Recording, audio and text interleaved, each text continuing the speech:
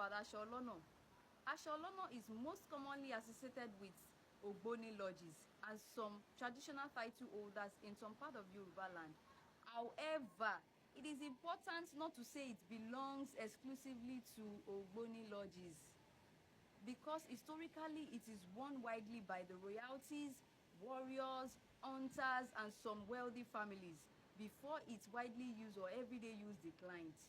Some of the reasons why Aṣọ Ọlọ is not as famous as it should be and as it were is because the raw materials, which is Olono plants, is no longer widely cultivated, so it makes it difficult to produce.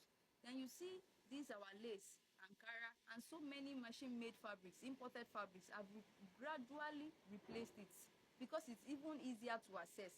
Then people that have knowledge about it, about weaving Aṣọ Ọlọ, they have passed on. The younger ones are not ready to learn. So its use became limited because you only find it in a traditional royal, auntie, or Ogboni context. So whose fault is it that Aṣọ Ọlọ is not famous, or you don't know about Aṣọ Ọlọ?